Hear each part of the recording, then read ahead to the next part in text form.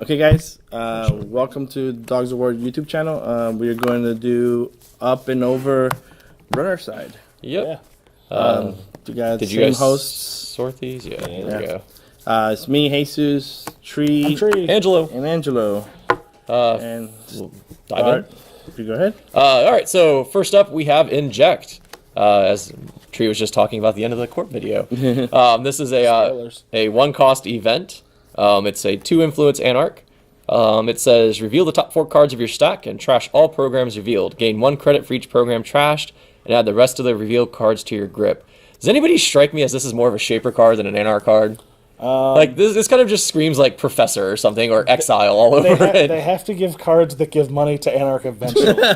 And I think this is the best way they can, is by dumping cards out of your deck. I don't run a lot of programs in Anarch, though, is the problem. Noise runs lots. He loves his viruses. He doesn't want to trash his viruses either. He wants to play them. He could deja vu. Sometimes you need money. If there's one thing that Noise does not need right now is money. Cash has just completely made him so viable.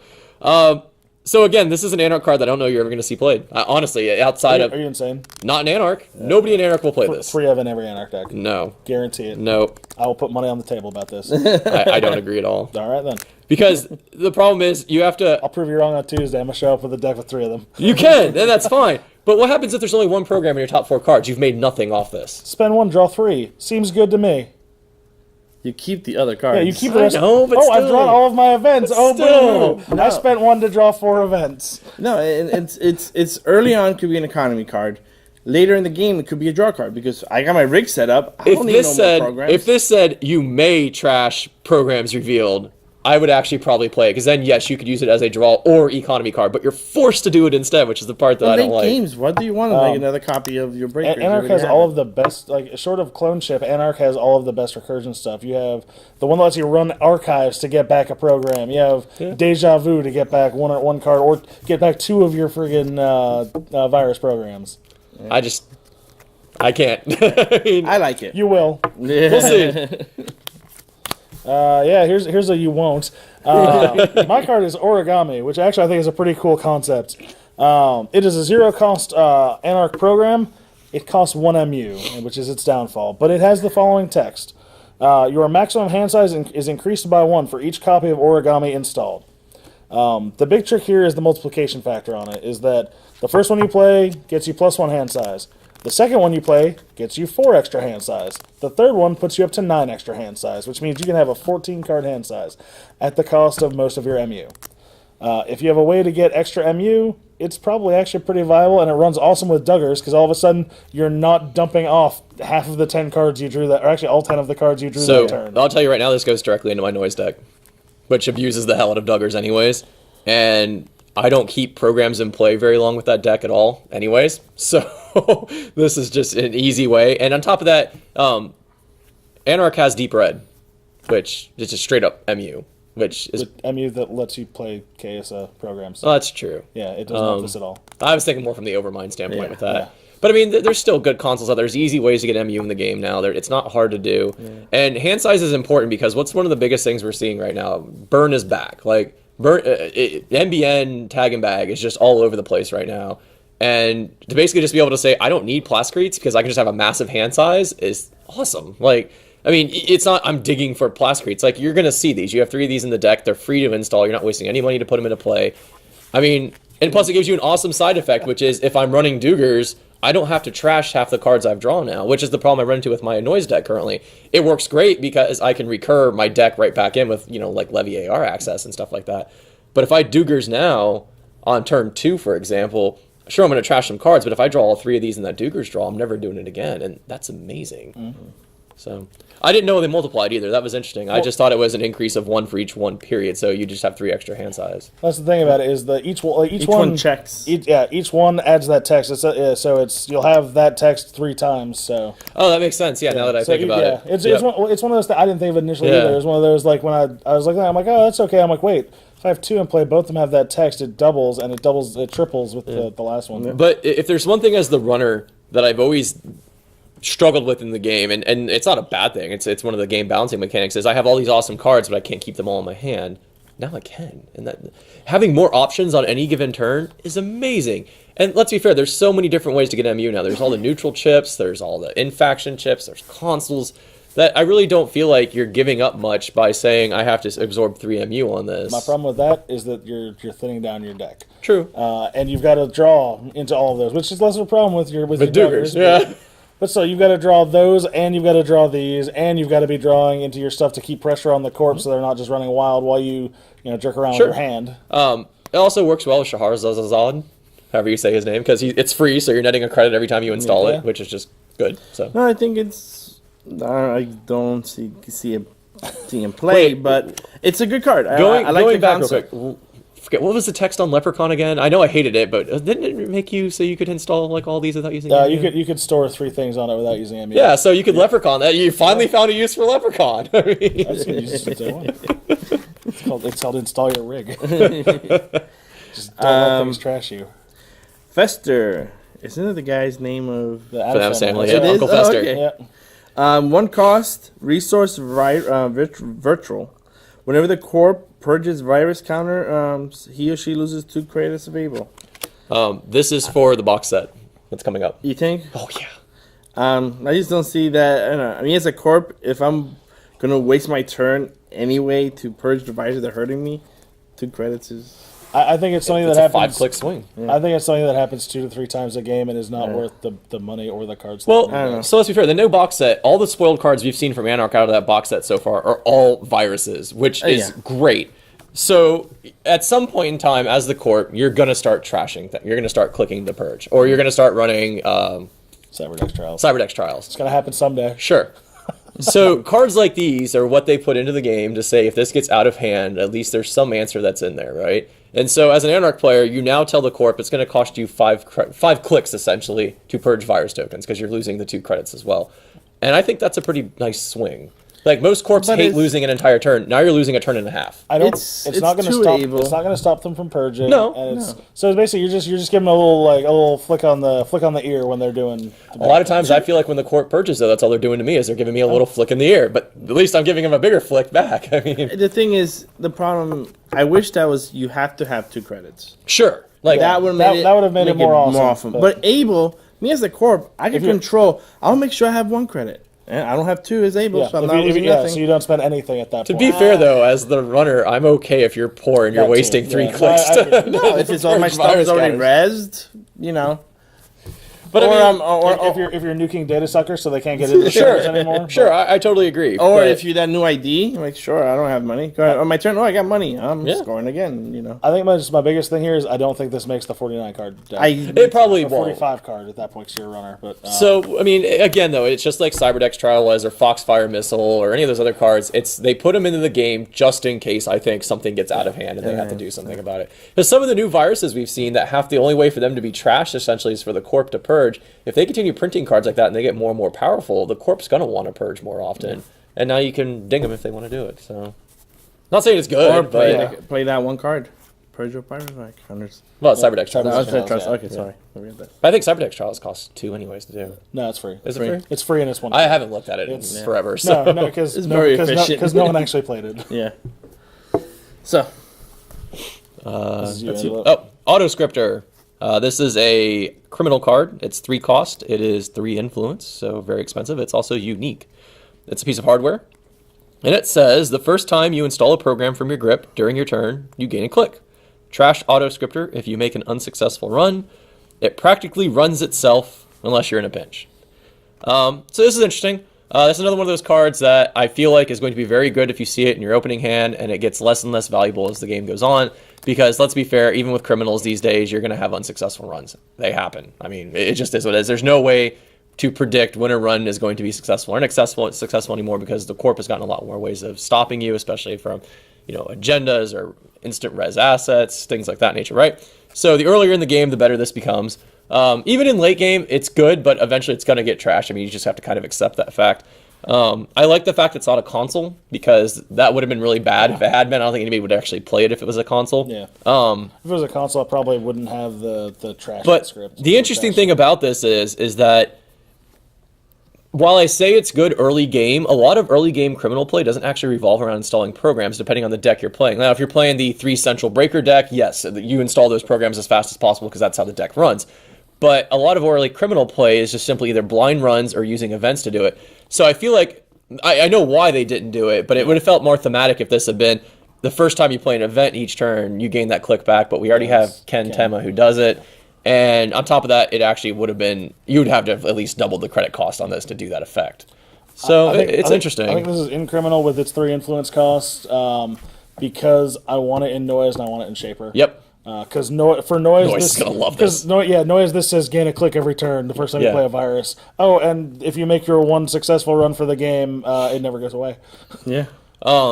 I say I think if I'm going to see this play, maybe noise. Yeah. So what's cool with this is if you can turn one this with Test Run and Shaper to pull a Magnum Opus out, you gain the click back because Test Run actually installs the Magnum Opus for you. Yep. So you gain the click back you wasted, and now instead of getting 6 credits off Opus on turn 1, you're getting 8. It's actually really powerful.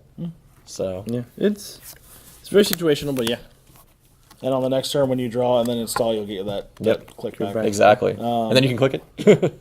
All right, so our next card here is Switchblade. It is a criminal icebreaker. It's a killer. It costs 3. It costs 3 credits, 1 MU.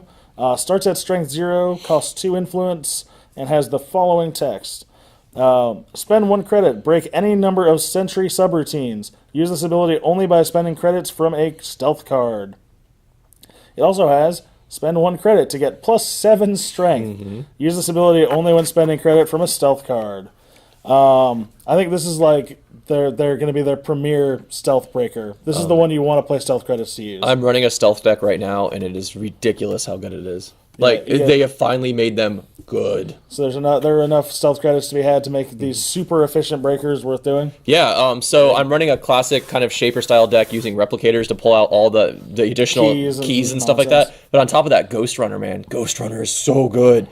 So if you can get 2 or 3 Ghost Runners in play really, really fast, that's 9 stealth credits that can be used for anything.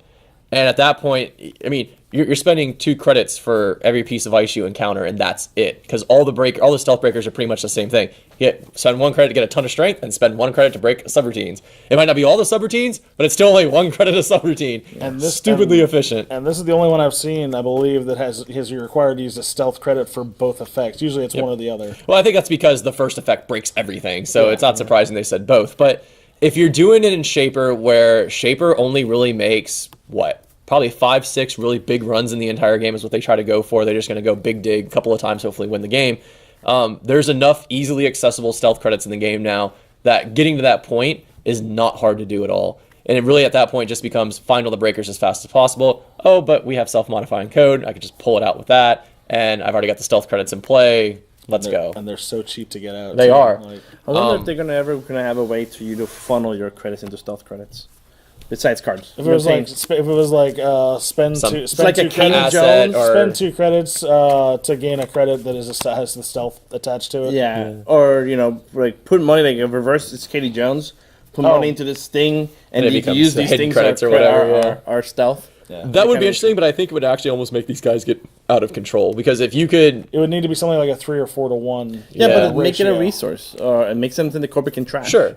You know what I'm saying? But be careful. I think these decks are going to blindside a lot of people because they are very fast, they are very efficient. And it screws with the math big time because all of those stealth credits are all recurring, so the runner can be flat broke, and still make successful runs, and that is ridiculously powerful. Ghost Runner is not recurring, I don't think, is it? No, but it's 3 for each, and all the keys, all the lock picks, I forget what the version of the silencer. Yep. I mean, all those are recurring credits, and man, does it get silly really fast.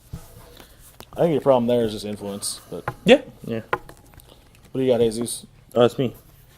Excuse me? Yep. Yeah. Okay. He did such a crazy.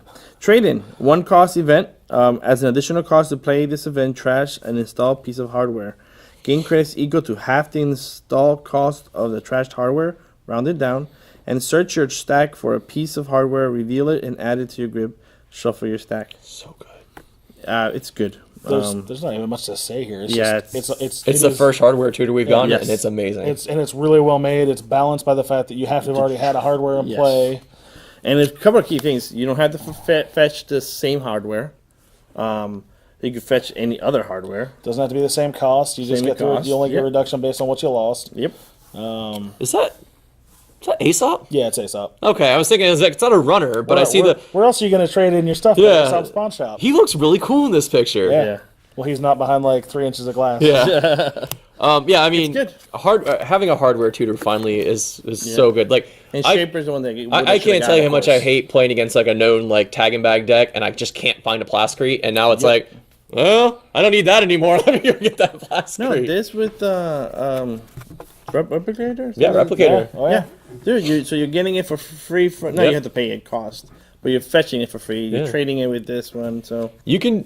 It's about time. That's all I have to say. Like being able to go find these things is great. I mean, if you need your console, go get it. I think it was important to balance out with things, and they've balanced it out very well. Like it's not just a freebie go get it. Well, I think it's a cool theme that they continue to use with Aesop's Pawn Shop. Like I like everything that kind of ties back into this concept of you go to the pawn shop, you sell your crap you don't want, and you buy something new. Like, I think it's so cool. And it's you see this, like you said, that's Aesop.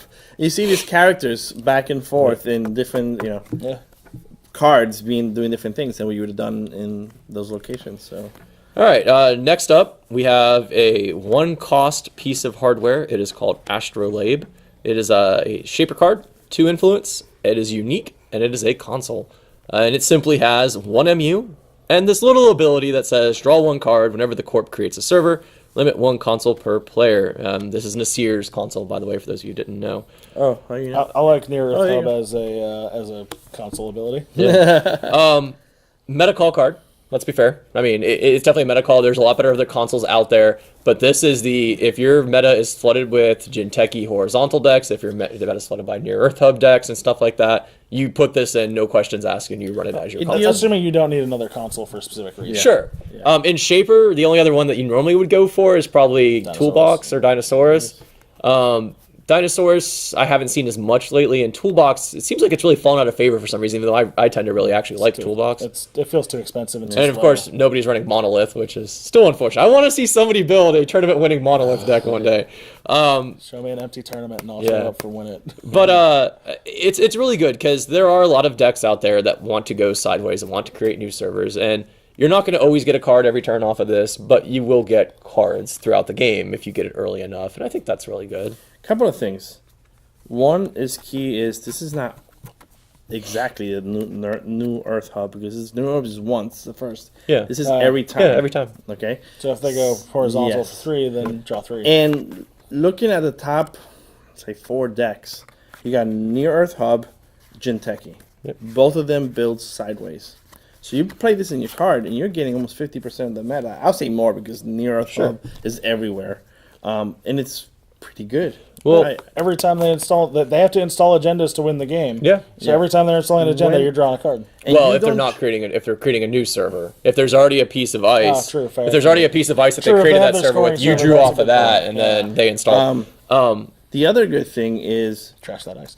Agreed. You don't check your hand size until the end of your turn. Exactly. Yep. So you have this the cards. is a major Jinteki. Oh, go ahead and build sideways. I got 9 cards now. I'm going to face plan them because I got this. That it cost me nothing, no, except the cards, but no draw clicks. You know, it's I don't know. I like it a lot. It's also some of the cheapest MU in the game, actually, too. I think it's yes, 1 for 1. Yeah, it's because I think the chip that gives you 1 MU for 1 credit is. It does something where it goes away if you screw something up. If you lose an agenda. Yeah, I don't remember off the top of my head. Either way, it feels like it's like the cheapest memory chip you can get. It eats up your console slot, but if you weren't using another one, why not, right? The key is I don't see a criminal playing it. No. Oh, no. I don't see an Anarch playing it either, but I think in Shaper it's actually a good alternative. I could actually see this in Anarch depending on how you're playing Anarch. So specifically thinking about Noise now, who wants to draw a ton of cards all the time because he needs more and more viruses.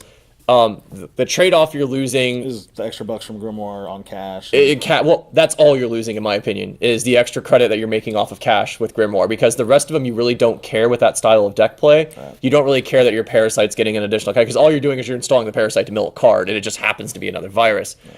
So if you weren't going like my silly style route using Duggars to draw all the cards as fast as possible, I could see this being very useful because you're basically telling the corp, well, guess what? Every time you install a card, you're probably going to end up milling a card too, because you're giving me a card to play that's going to mill you.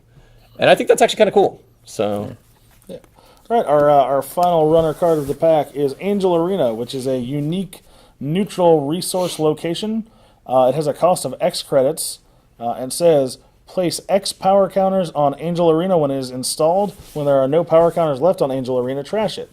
You can spend a hosted power counter to reveal the top card of your stack. You may add that card to the bottom of your stack. So it kind of lets you filter your... you can spend money to be able to filter through your draws. I think it's okay. I think I'd rather just spend my clicks drawing. So, you know what this is really good? With Oracle May. That's fair, yeah. If you want to run this silly combo, this is fantastic with Oracle May. So I'll use the counter, reveal the top card. I now know what it is. Now I trigger Oracle May. I name that card. I draw that card because she lets me draw. And what, you gain credits too, right? 2 credits. 2 credits, yeah. So now I'm getting knowledge of the top card. I'm getting 2 credits and that card in my hand. And there's no way I'm ever going to miss it, which is kind of funny. I mean, there's better ways to use Oracle May. I think if you're rich as the runner, it's cool because it'll let you basically like... It lets you dig really deep without spending clicks, which is definitely a balanceable thing, or a very strong thing. Because, I mean, you could first turn, or second, let's say you click Opus for an entire turn, which is not out of the ordinary. Like, a lot of turns, like, I'll be like, oh, I just really need money for the next turn to make a big run, so let me click for 8. Oh, well, maybe I don't need to run now, but I have this in my hand. Now I can see the top 8 cards of my deck and decide which ones I want on there. Yeah. It's really good. Well, note that you'll have to draw in order, like, once you find a card you want, you have to draw it, otherwise you don't. Yeah. But nonetheless, I mean, I actually like that kind of filtering style ability, because every card in your deck should be something you want in your deck, but not every card is always going to be useful at the point in time of which you see it. Yep. And instead of having to trash those cards and then recur them with some other weird effect, now you're just throwing them in the large deck, which... as janky as it sounds, we have Window, which nobody ever wants to use, but maybe you do at some point, you know? Yeah, I think it's all right. I don't know. It's what the Lakers play. Yeah. Moon Lakers. Moon Lakers. So interesting. If I had to choose, now that we've kind of looked at both sides, I actually think the Corp came out ahead with this pack. Absolutely. Which I don't think is a bad thing. I think that both sides are fairly well balanced right now. Something needs to be done about Near Earth Hub in the future, which I won't be surprised that we don't see come out very soon. I think FFG is smart enough to realize that card is ridiculously powerful, and they had to have printed a counter somewhere. But beyond that, I think the game's in a good state with this pack coming out. I don't think it breaks anything per se. No, I think well balanced. I think reversed accounts and Blue Sun are going to be big shakeups for the entire cycle going forward, and I think even going into Worlds next week, I think you're going to see a lot of reversed accounts. I don't know if you'll see Blue Sun because it's so new. Maybe there'll be some dark horses out there running it. Maybe they come up with something that's really good, but I think you'll see a lot of reversed accounts. Because people are not used to it. Yeah. I mean, even though you maybe don't want to do it, reversed accounts even in Near Earth Hub might not be a bad idea, because maybe you just didn't happen to draw your fast advance agenda that turn. So now you have, do I just dig or do I just wreck the corpse like for runner's credits so that he can't hit me when I do draw that card into my hand? So, but it's a good pack, I think. So just a worst case scenario, a new ID. So that's always. I love the new IDs. Always good. It's always good to see a cycle that has a lot of them. And so far, going to the moon, I'm happy. We've had good experiences on the moon so far. So. Okay, guys. Thanks for joining us. Catch you guys the next time. Have a good one. Take care.